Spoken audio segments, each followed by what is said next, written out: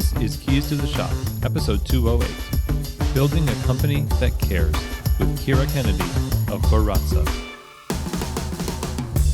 Well, hey everybody, and welcome to another episode of Keys to the Shop, where we give you insights, inspiration, and the tools you need to grow as a coffee service professional. My name is Christy Furio. I'm your host for the show. Really happy to have you here today to share this conversation with you. It's such a great time to be inspired.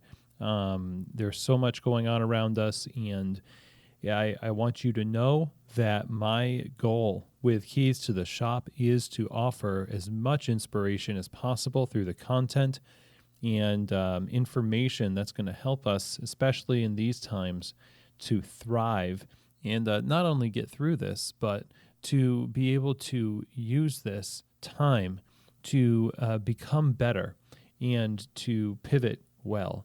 And today's conversation, I think, is going to be one of those conversations that really is uplifting, inspiring, and going to be helpful for a lot of us. So really looking forward to sharing that with you. Now, today's episode is brought to you by Prima Coffee. Prima Coffee is one of the world's best specialty coffee equipment suppliers.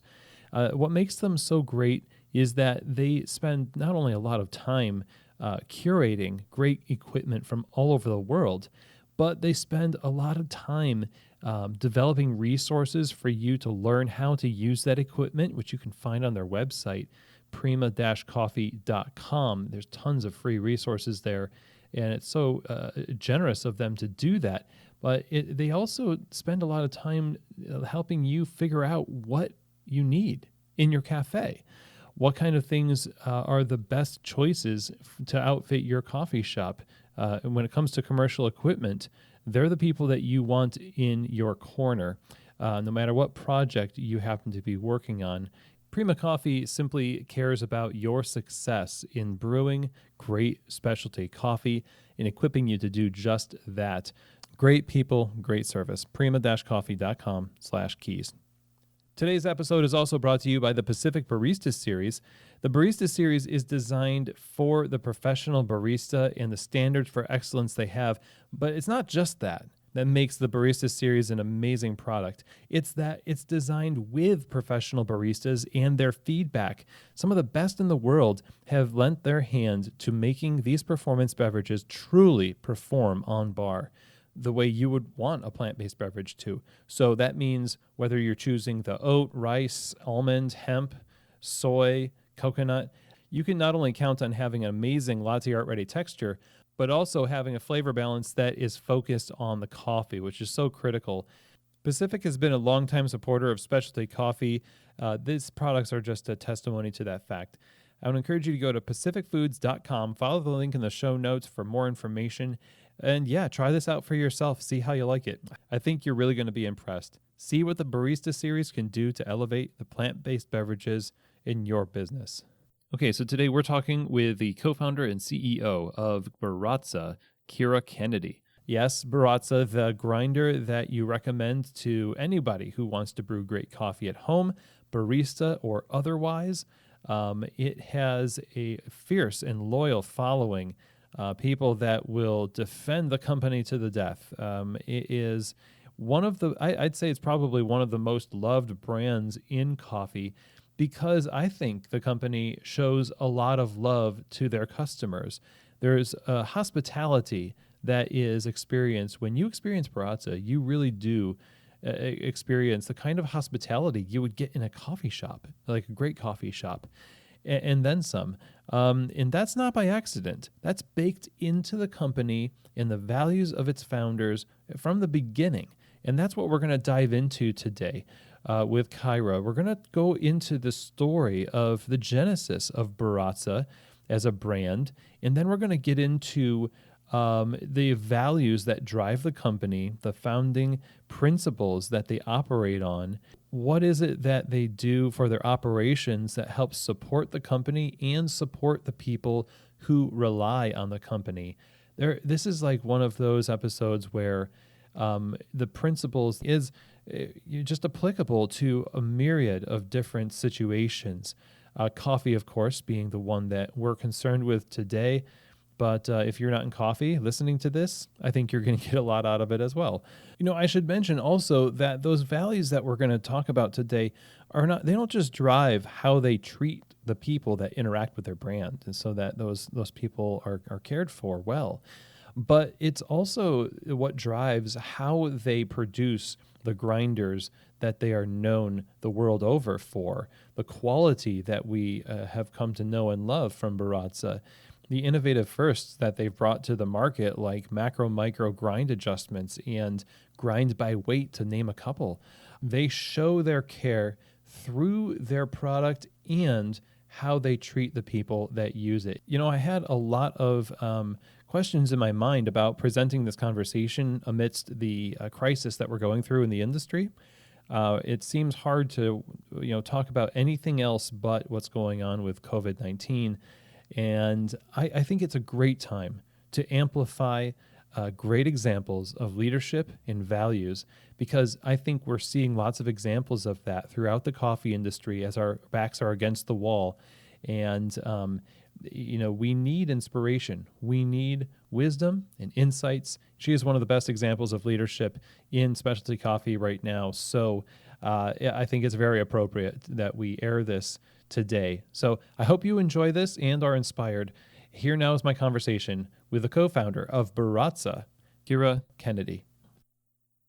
Well, hello, Kyra. Welcome to Keys to the Shop. It's such a pleasure to have you on the show. Chris, I'm excited to be here, and I'm excited for our conversation. I am a huge fan of your products. Obviously, I'd say obviously, because I think for anybody in specialty coffee, Baratza is one of those brands that we just instinctively and reflexively use and suggest. And that's a feat. That's an accomplishment. And we're going to dive into how that was accomplished and sort of the story behind the brand. But right off the bat, thank you so much for all you do. And you're facilitating a lot of success in brewing coffee at home and on the bar. So thank you for that. I want to start just by, going to the beginning and say, Baratza is a company that's been built up over a long period of time with a lot of purposeful and mindful decisions. How did it start? What was the genesis of Baratza? Well, we actually started Baratza in 1999. So we celebrated our 20th anniversary last year, which is pretty incredible. Wow. But Kyle and I, my co-founder, we went to college together, and we stayed friends up the whole time after college, going to each other's weddings. And I was there when his first child was born, actually. And so we have had a close relationship for a long time. He started a company in coffee called Accordo, which was the first commercial super automatic that both made espresso and steamed milk. And that was a long time ago. Obviously, it spawned an entire industry now. But I would go up and visit him at that company, and he is an incredible entrepreneur, designer, very creative, and it was fun to watch the company grow. And I actually went to work with him for about a year, and then we both ended up leaving the company. But we loved working together. It was just so much fun.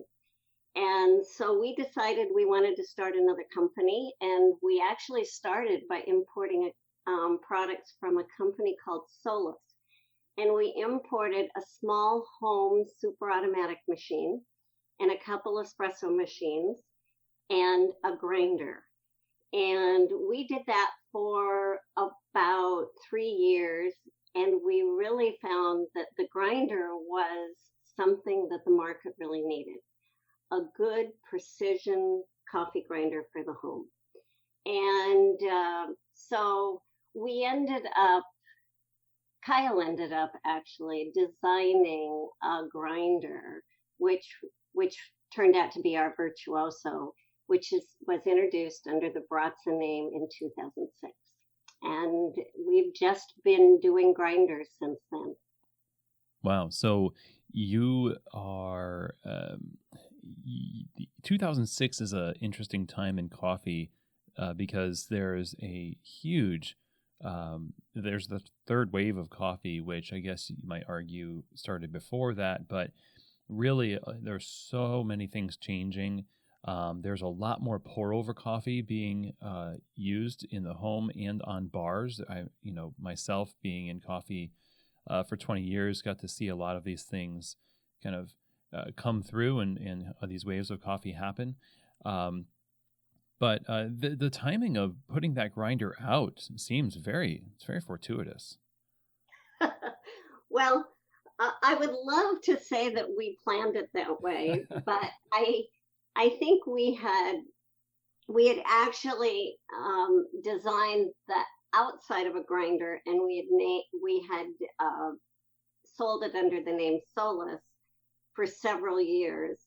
So it was the Solus Maestro and the Solus Maestro Plus were introduced in about 2001. So we got the experience what it was like to sell a grinder, and we had a family of grinders by the time we really introduced the Virtuoso under the Baratza name. We brought the Maestro and Maestro Plus under the Baratza name and started manufacturing all parts of those grinders ourselves. And, it wasn't really until I would say 2010, 2009, 2010, when we went to a trade show, an SCA trade show, and Joyce Clausen actually didn't work for our company, who is now our marketing person, but she was wandering the show, working as a volunteer in the competitions. And she came back to me and said, "Oh my gosh, I didn't know Baratza was such a famous company." And I went, "Well, I don't know that we're a famous company." And she said, "You're everywhere. You're in almost every booth." And so Kyle and I got out of our booth and started walking around, and a lot of the roasters were using a Virtuoso to brew coffee using a Hario. And it was kind of that whole beginning of, this is a great way for you to taste our roasted coffee. It was, I think, the explosion of the whole manual brew market. And we started talking to all these roasters, and they were so excited about using Baratza for AeroPress, Chemex, Hario, Kalita, and the list goes on. And it was actually at that show that one of our roasters suggested that we develop a grind by weight grinder. And the whole idea was, hey, I sell Encores or Virtuosos to my customers, and wouldn't it be cool if we could have a grind by weight that we stuck the Encore in, but it would weigh out the 18 grams, and I'd pour it in and make my Hario or my AeroPress. And Kyle said, "What a great idea." And so the next year, we introduced the Asado, which we don't sell any longer, but it was an assembly that you put your Encore in, and instead of using the knob, you actually use the Asado to set how many grams you wanted, and it would automatically weigh that each time. We also introduced the Vario W at that show, which was the first internal grind by weight grinder, and we won best of show for both of them. And so I'd say those were huge, big steps for Baratza moving into the specialty coffee market as a well-known brand.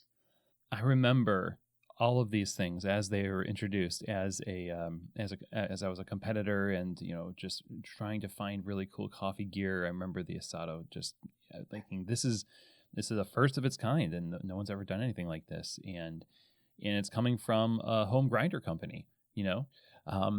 We were, I think, in the industry, and this is my perception, there is not a lot of innovative commercial grinders. there's a lot of the same.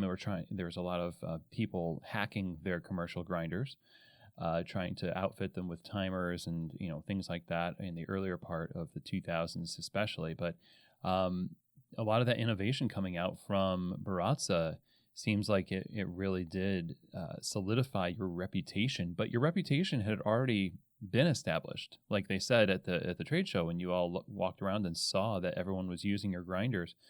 What do you think is behind that? It has to be more than just the right place at the right time.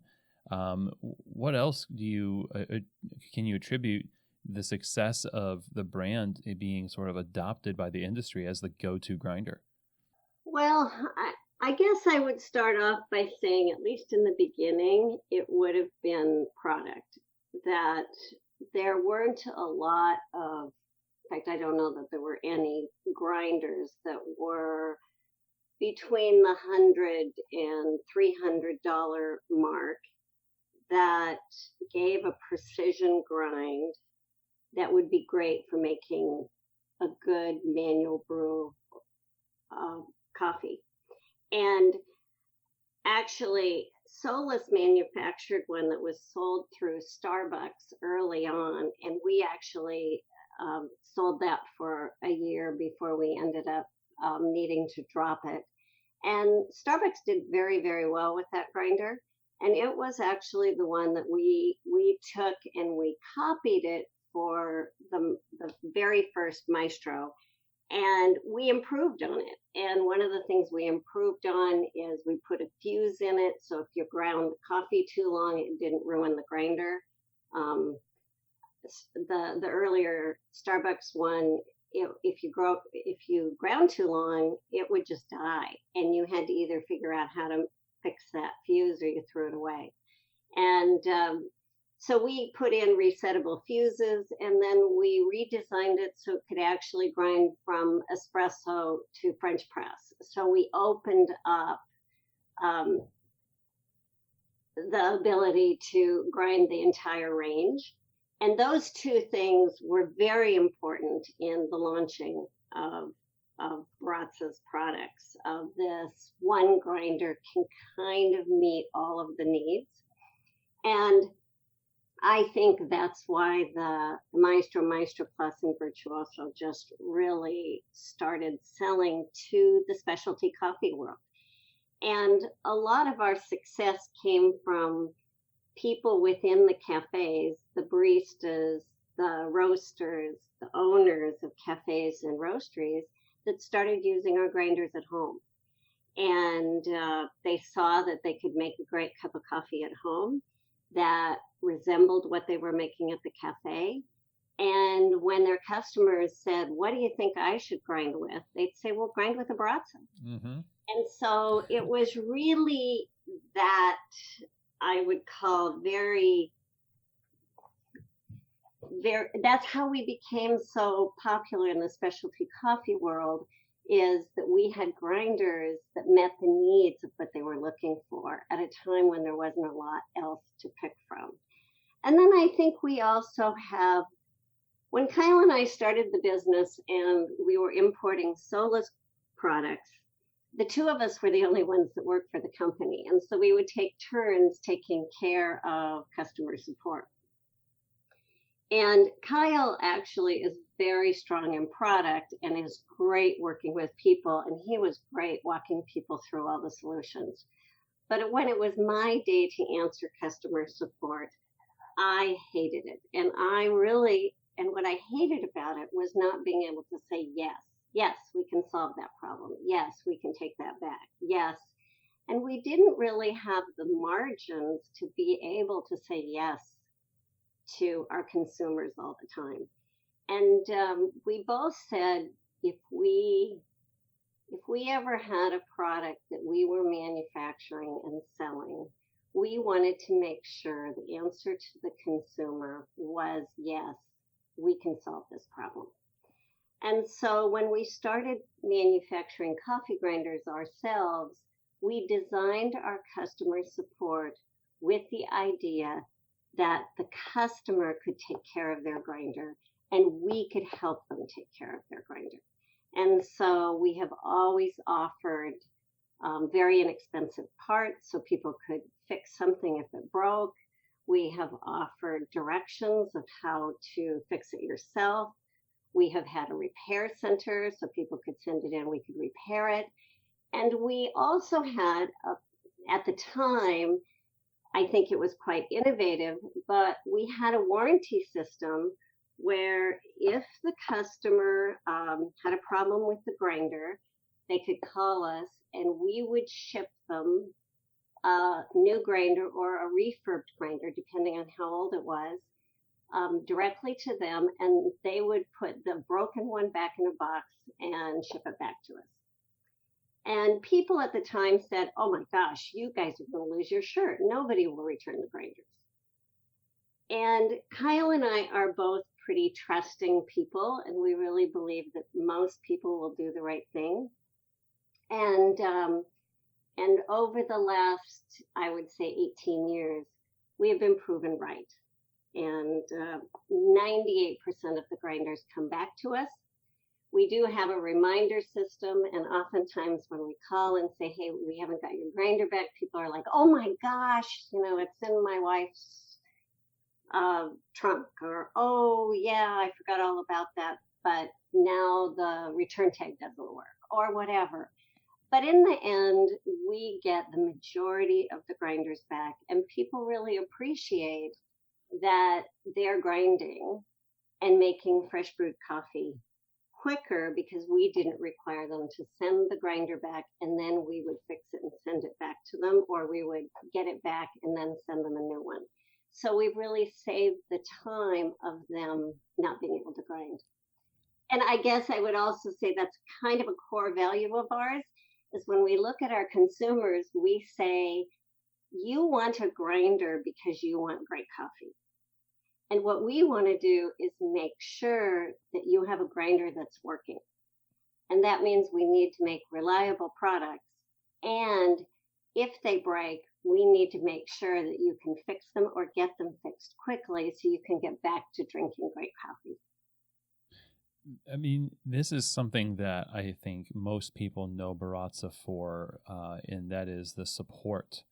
Whenever I'm on Twitter or hear people talk about Baratza, it's not only the ability to make great coffee and having a great product, but it's also the fact that like any product, there is a limit to its performance. There's no perfect machine. There's something that's going to happen potentially down the road. So how you deal with that problem really, it seems, builds your reputation and your brand. You're living your values out, even though before you were proven right by time and seeing people return the grinders mostly.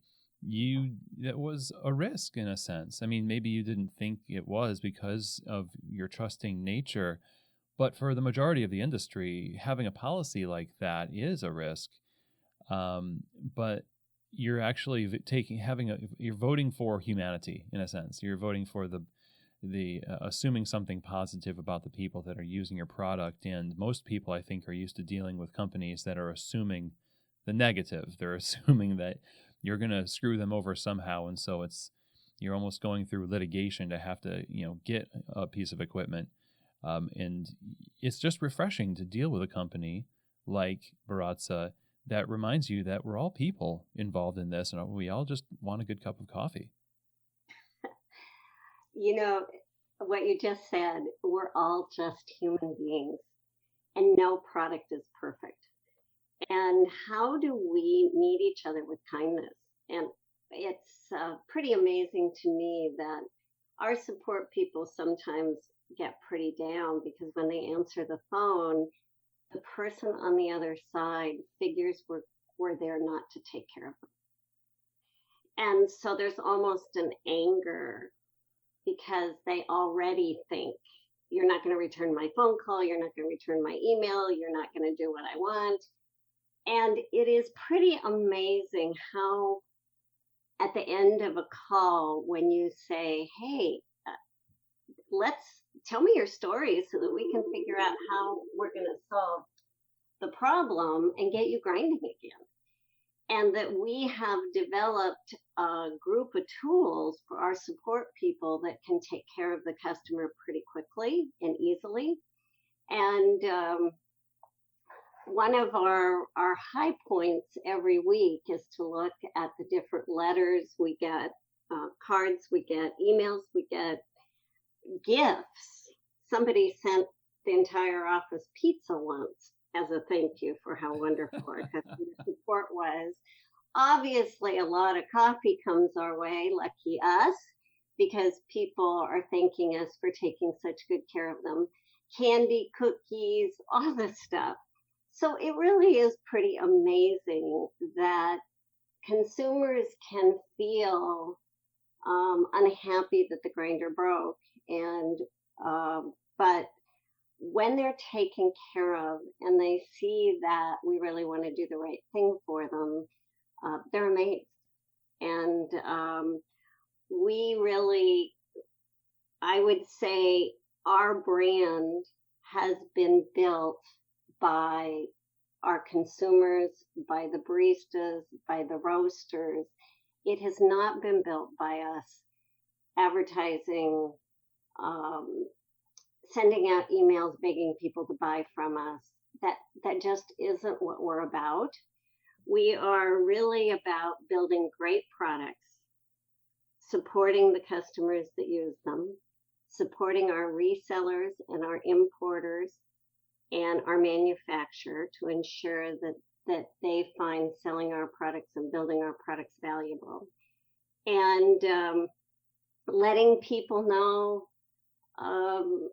what we're trying to do to take care of them, take care of our products, build a product that meets their needs, and also be sustainable.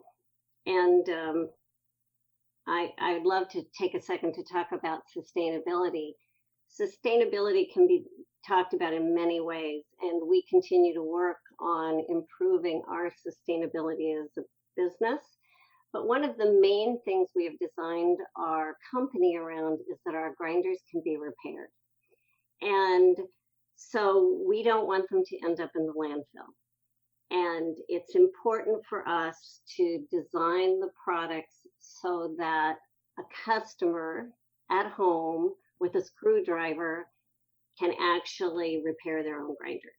We sell our parts for pretty inexpensive so that you're not charged $100 to get one part, because then why would you even do it? We also have videos and PDFs that explain how to fix the grinders, how to take them apart, what the main problems are with them.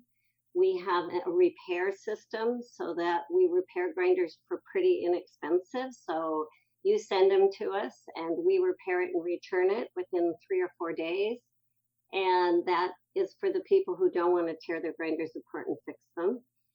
I would be included in that part. And we don't want you to buy a new grinder. We would really rather you fixed it. And if you want one of our higher line grinders, then we suggest you fix the one you have and you give it to a friend, or give it to your daughter, or take it to your other house, or whatever. But we have a lot of people that own 5 or 6 Baratzas in their family because that's what you give away for birthday presents, Christmas presents, and going off to college. So, so I think our sustainability has also made us quite popular with people, that you can have a 10-year-old grinder, and if the burr holder breaks, you just pay $4 and get a new one. Wow. I love that, because when you're saying that, I'm thinking there are families who prefer particular brands of cars, for example. Like my family is, for whatever reason, I think it's just the reliability, and for our opinion, it's like a Toyota family. Ever since I was a kid, it's always like buying a new used car, and it's always a Toyota, and it's always lasting for a really long time, and it has that kind of a, when you pass it on, it's just like, okay, you're passing on history. There's some value in it, and it really has. It seems similar to me in the way that people would look at your product. That you're concerned for them and their success, shows in the product, and it impacts the sustainability of it too. And I know, you have a background in environmental science that has to play a part in that particular value of the company. Yeah, when I was in college, I really wanted to save the world, and environmental science seemed like a good way to save the world. I I was old enough that I was in the first environmental crisis, and it was when air quality and water quality and overpopulation were being discussed back in the late 70s and 80s. And so I think I still have a deep caring for obsolescent products not going into the landfill, plastics, all kinds of different things. So I love the idea that people can fix their grinders. And it's kind of fun because in the specialty coffee world, we have a lot of mechanical geeky people that buy our grinders. And it's funny how many of them love to get inside the grinder. It's like, oh, we I I'm not ruining my warranty by opening this up. It's like, no, no, take a screwdriver, open it up. And that we designed our grinders to be able to be self-calibrated, so that we sell a calibration tool with, I mean, we give a calibration tool with our Fortes, and we give a tool for taking out the burrs so that you can clean it and you can change it.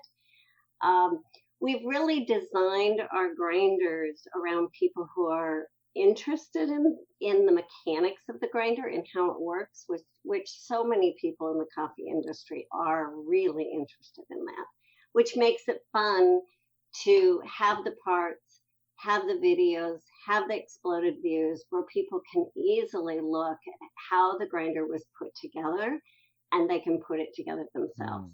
And when I say easily, I'm saying for people who really love it, it's easy. It can be pretty difficult for people who aren't very mechanical, which, like I said, that's me.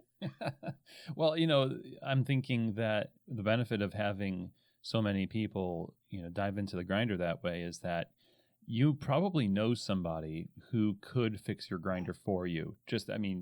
There are so many Baratzas out there now. There's probably someone within your circle of friends, or 2 or 3 people that are like able to get in there and help you if you're not so mechanically inclined.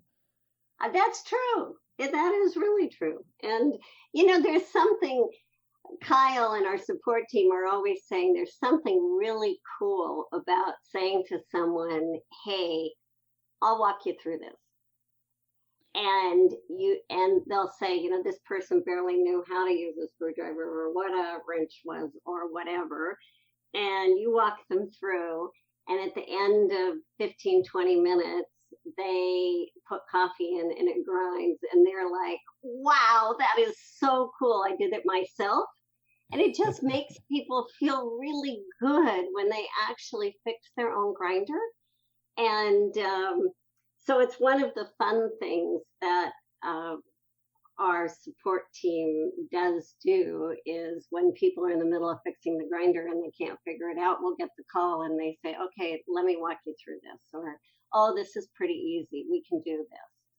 So, and we also have people put their grinders and all the parts in a box and sent it back to you and said, I couldn't get it back together. So we've done it all ways. When we're talking about these values and the joy you get out of walking people through something and having the lights turn on for them and just giving them the tools to succeed in making good coffee at home, all this really just smacks of hospitality values. Like, this is the type of thing that I almost imagine that you're a barista, or Baratza is a coffee shop serving people grinders. And the same way that we want to help people select the coffee that fits them on the wall, or walk them through the difference between particular drinks, the companies that succeed in retail coffee are the ones who get joy out of being able to help people embrace the experience and walk them through specialty coffee. And their value is to say, okay, well, we want to be a sustainable coffee shop and we want to help people succeed. And I just really love the idea that this is translating from one part of the industry over to the other. So I feel like you and Kyle could have easily been really successful coffee shop owners too. Well, thank you. I'm not sure. When I go to coffee shops, I always am so inspired by the work of constantly being with the consumer, and like you said, offering hospitality. I I have some favorite coffee shops that I walk in, and I'm amazed that no matter how busy it is, and it's not like they know who I am, but when I walk in the door, they meet my eyes. It's like I know you're here, and we're glad you're here. And I'm always amazed that they can be making me a great cappuccino, and I can watch that they're aware of everything around them and that they are welcoming of the people that are there. I I I just love the when somebody says something to me as they're handing me my cup of coffee, and that they're not saying the same thing to every single person. It doesn't feel rote. It feels very, very caring and welcoming again. And last year we were working on our mission and vision, and it sounds like it would be really an easy thing to do, but it's always hard to put what's important to you down in a few words. But in our vision, I think we really captured who we aspire to be. And it is we strive to create a company where anyone who comes in contact with us feels cared for. And it's not that we take care of them, it's that they feel cared for. So, what it really means is that when that customer calls, that we're not doing what we think we need to do, that we are actually listening to them and doing what would make them feel good about Baratza and good about their grinder and take care of them as a human being.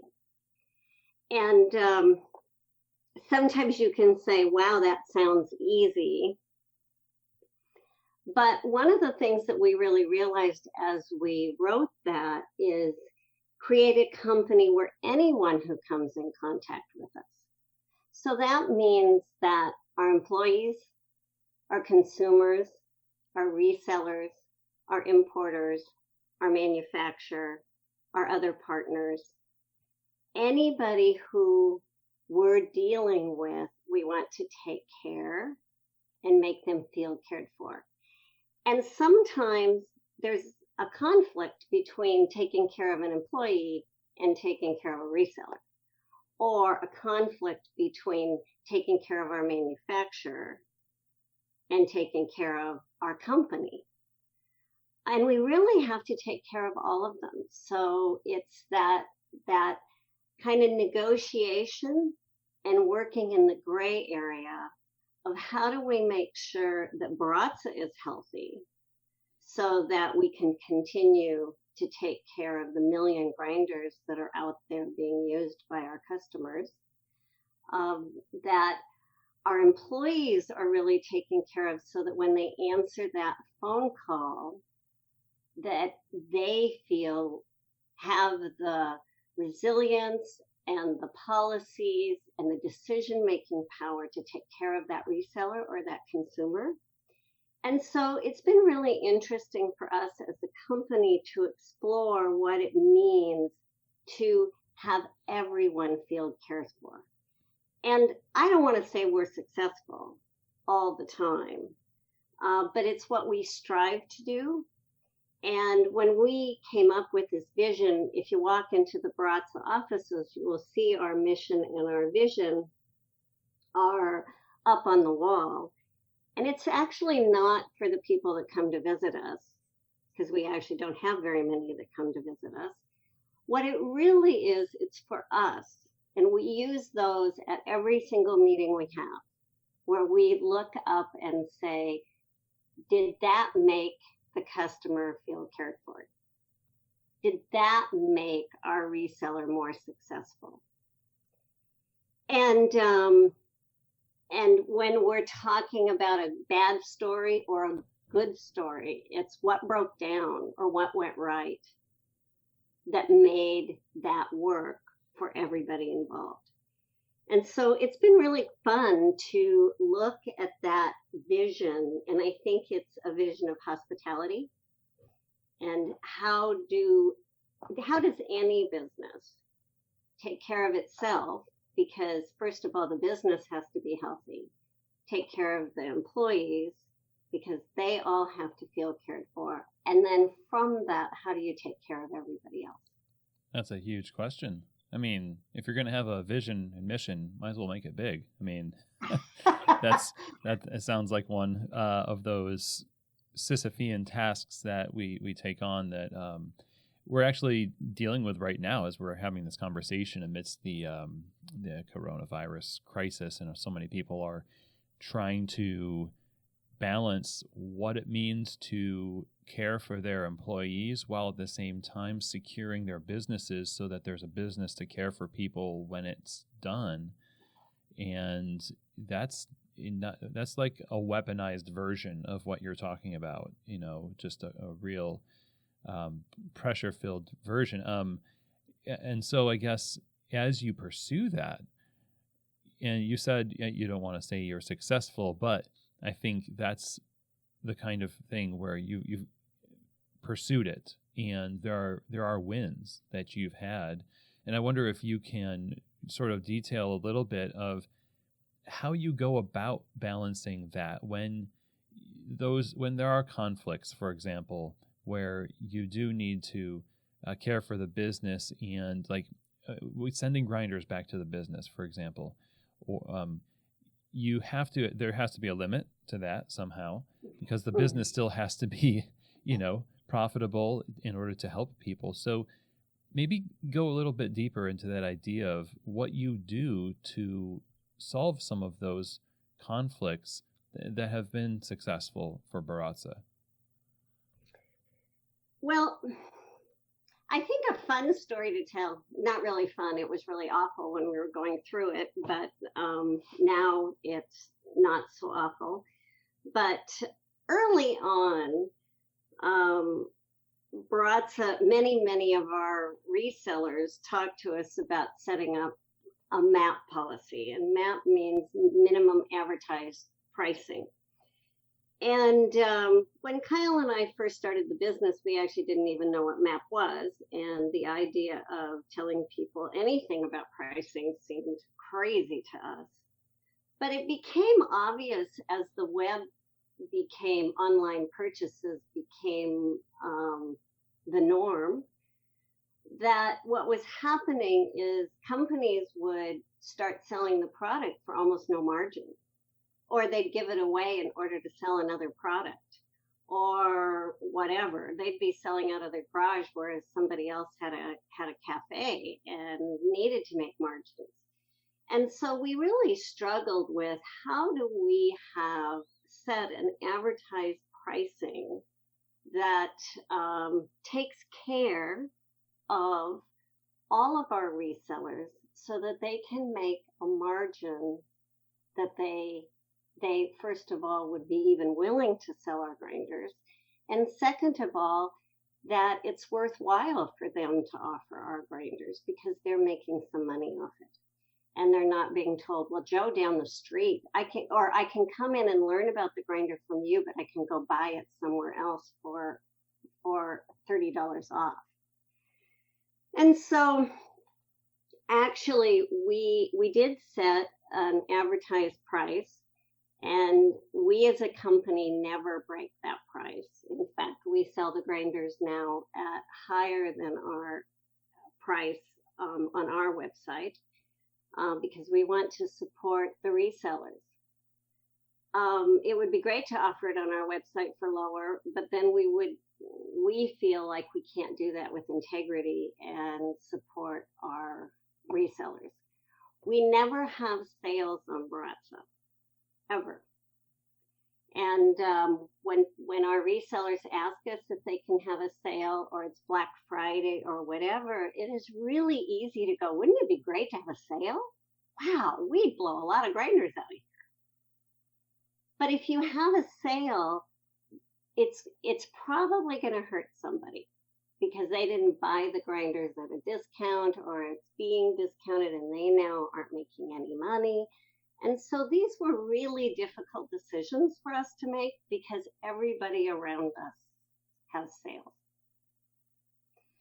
And then we set up about 7 or 8 years ago, I started getting calls from people who are interested in buying pallets and pallets of grinders. And I was like, oh, yippee, skippy, pallets of grinders. That sounds great. And so, and their names, they were not in the coffee industry. But I actually wasn't really thinking about eBay and Amazon and all of that.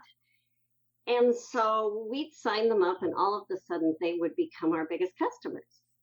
And finally, I realized that these grinders were being sold on Amazon, and that they were being sold at, the pricing was all over the board. And they were not meeting our MAP pricing. And so we asked them kindly not to do that. But on Amazon, what happens is they're allowed to sell under names that you can't figure out who they are.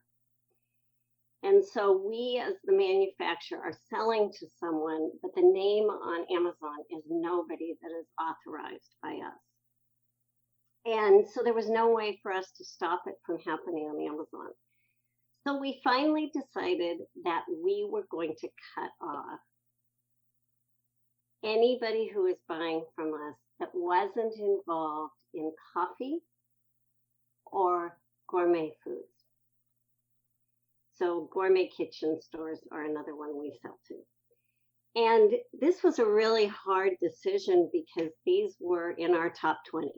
And we didn't know when we cut them off if we would ever get that business again. And I was the one who got to cut them off. And now this wasn't taking care of them, but we thought it was taking care of what Baratza stood for, which was the specialty coffee market.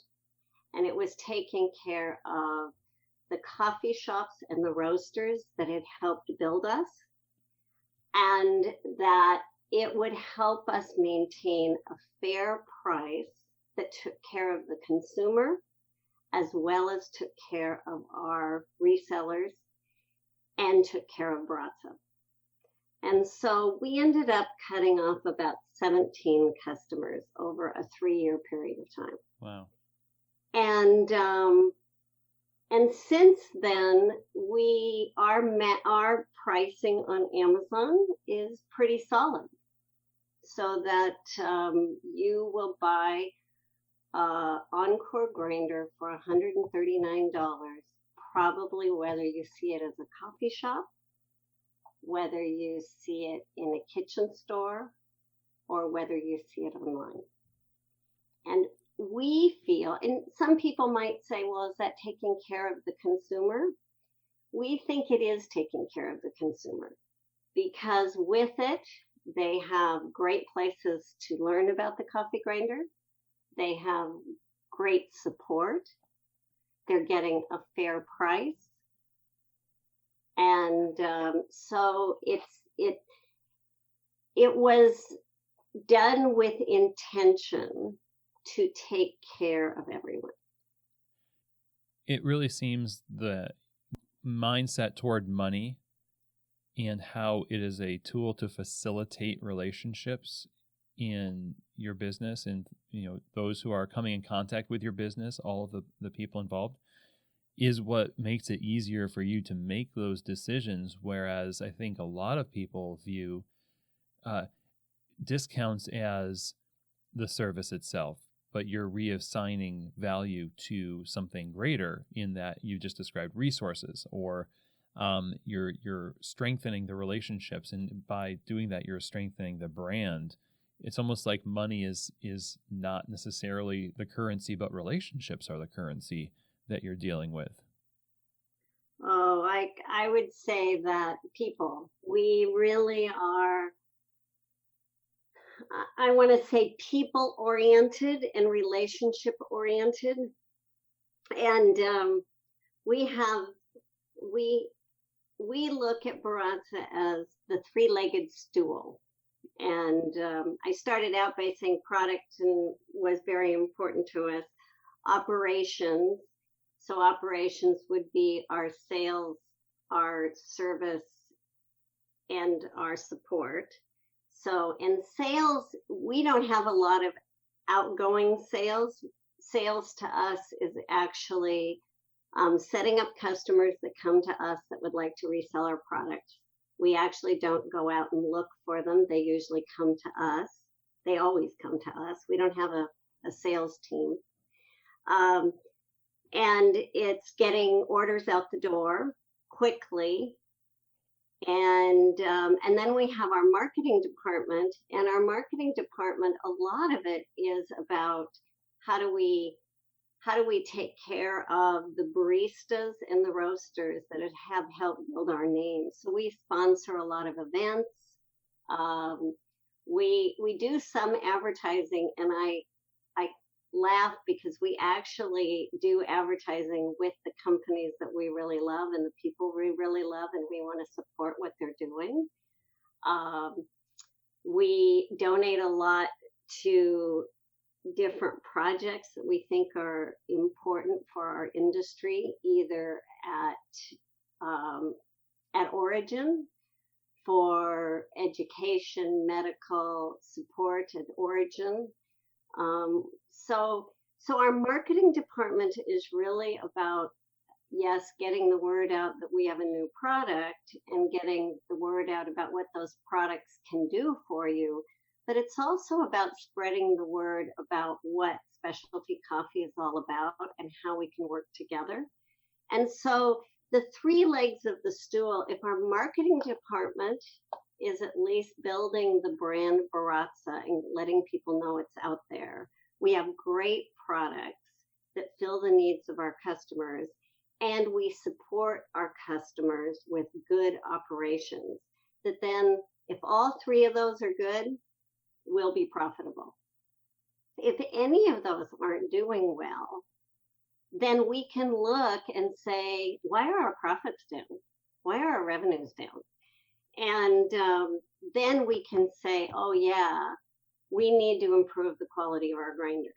And right now, for the last 2 years, we've been in quality improvement, product improvement. And we don't talk about it a lot because we don't announce the little improvements we make in our grinders all the time. But we are working now on how do we make the precision grind better? How do we make sure there's less fines? How do we increase the reliability? How do we reduce the noise? How do we make our grinders easier for the customer to use more and last longer and give them a better cup of coffee? And so we've spent the last 2 years working a lot on the reliability of our products and the ease of use of our products. And operations, we have more support people. We are much more organized than we were. I'm happy to say that our support people are all working from home right now. And it's the first time we've ever had our support people work from home. And it's because of the COVID-19. And we started on Monday, and actually it's worked out great. We're thrilled to say that anybody that can work from home is working from home. And so far, day 3, we're doing okay. All right. And what that did is it reduced the number of people that are in our office. So I think now we have 6 people left in our office, and they are repairing grinders, so that if your grinder is broken and you're stuck at home, we'd like to get it fixed. So you can send it to us, and we're fixing them. We're trying to get them out the same day, so it's back to you so you can grind. We're still shipping parts so people can fix their own grinders, and we hope to be able to continue to do that so that our resellers still have product to sell, and that we can keep our current users still with great grinders that are grinding fresh every day for their coffee fix. So I love the thought that there is there really is a security in what you're talking about. You seem very comfortable with the idea that if you're focusing on improving one of those 3 supports, the product, the operations, your customer support, that you are going to sell grinders and probably more grinders. And a lot of people would just be saying to themselves, well, how can I sell more grinders? And they're going to go out and they're going to just sell, like get more out. Maybe don't think about taking so long to improve the grinder necessarily or improve the operations, but it seems like you're constantly going back and reinvesting time and energy to refining those core values and those core things, and that you have faith that that's going to make the difference in the long run. well, so far so good. And so we've really been very lucky that since 2010, the specialty market has obviously been growing, and we've been growing alongside it and with it. And so we've been growing probably 20 to 30% a year for the last 10 years. And that's allowed us to continue to introduce some new products, continue to improve our systems, talk to more consumers and resellers. And so I think in general, the people that work at Baratza love what they do.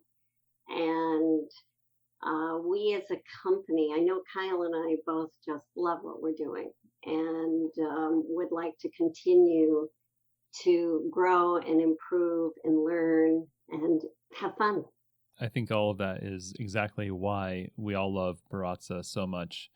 And my final question to you here is for coffee shop owners and people who are in operations in shops where they're in a similar situation. They need to invest into their company and their people, and I think we all aspire to the idea of making sure that people feel cared for when they interact with our company, be it staff or customers, or the support people who make it work, like our vendors who provide us with bagels or cups or whatever it is. How would you advise them to move forward to really invest in those areas that will make a difference in their business so that everyone involved can really thrive and feel cared for? Oh, that's a hard one, Chris. I think it starts by treating people as human beings. And I think what I'm always surprised at is what people say to me is they love our honesty and our vulnerability. That we are quick to say that we're not perfect and we don't have it right, and there's many things that we're working on to improve. And we're quick to explain when we've had a problem and what we're going to do to solve it. So I think being vulnerable and communicating and being honest really is a wonderful way to treat your consumers, your employees, your resellers, and yourself. Is that we're human and we make mistakes, And I kind of, I think of that leadership, management, being human, a good human, is about practicing it every day. And I think it's easy for us to think that, oh, I'm a great manager, or I know how to lead, or they know how to lead. And really, I think it's showing up every day and grappling not with the things that are easy, because it's when there's a simple, this is the right thing to do and this is the wrong thing to do, that's not a very hard decision. But most of our decisions are very much in the middle. They're very gray decisions. And so each of us need to really think about, in this gray area, what's the best thing with the knowledge I have today, the resources I have today, that I can take care. And I think when people look at the decisions that some CEOs are making about their companies or some coffee shops, it's easy to point the finger and say they should have done something different. But I think to realize that these are very hard decisions that people are making, whether it's that their business is going to survive, how they take care of the consumer, how they take care of the employee, how they meet the requirements that are putting down by these cities. And so it's easy to stand on the outside and say, oh, they should have shut their cafe, or, oh, they should have paid all their employees, or they should have this, or they should have that. But to realize that those managers and leaders and CEOs are grappling with very difficult decisions. And with what they know today, they're probably doing the best they can. And I think as leaders, we have to give ourselves some space to make mistakes, to make one step at a time, to learn as we go, to do the best we can, and to treat people with kindness and humanity. Man, that is such great advice, and I think so appropriate for these times, in any time, really. I really thank you. Kyra, this has been fantastic. This conversation could probably go on for 2 or 3 hours, but I really appreciate you taking time to be with us today, and for all the work you do for the community through Baratza. It's made such a huge difference in so many lives, and I wonder how we can just stay in touch with the company, where we can go to learn more. Oh, well, we try to keep our website up with new information. We have blogs and videos and PDFs, and you can call our support people or sales people. You're welcome to call me. We love talking to our customers, and we figure that we have a lot to learn, because what we're really in business to do is to treat you like human beings and help make a better cup of coffee.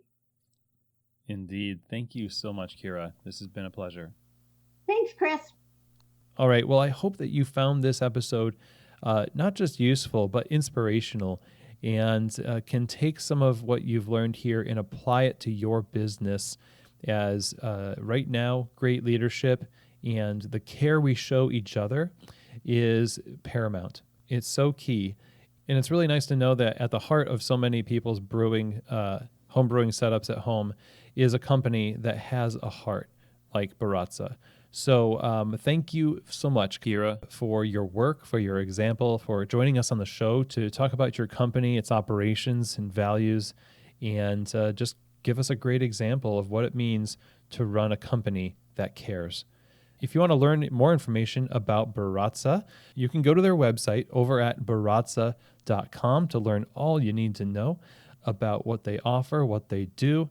And if you want the transcript from this episode, you can simply go to keystotheshop.com, and on the contact page, fill out your information and you will be signed up to receive the newsletter that will have the transcript as well as resources and links from each episode and some additional resources too that'll help you in your business and career. That is at keystotheshop.com. On the contact page, click sign me up for the newsletter, and away you go. Now, if you want to reach out to me, you can go to the contact page on the website, or you can just reach out directly, chris@keystotheshop.com. I am available for questions and comments and feedback. I love hearing from the Keys to the Shop audience, so don't be shy. I really do want your feedback more than ever these days. I want the show to serve your needs because we are all having a hard go of it right now, and unprecedented is the word that keeps popping up. I want this show to constantly be a resource that grows with your business through these times, both good and bad. So reach out, chris@keystotheshop.com. That's also the email to use if you're interested in working with Keys to the Shop Consulting.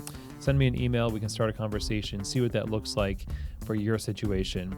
And with that is the end of our show. Thank you so much for joining me. I would encourage you to be on alert as a lot of new episodes are going to be coming out in a special series designed to showcase stories from amongst the community, how the COVID-19 crisis is impacting their cafes. These are going to be conversations not only about how it's impacting their cafe, but what they're doing in reaction to it. And this is meant to give you an idea of how people are fighting back against this crisis and to foster community amongst cafes as we isolate into our homes and our traffic slows down. It's only right, I think, that we reach out even more through stories, through online communication.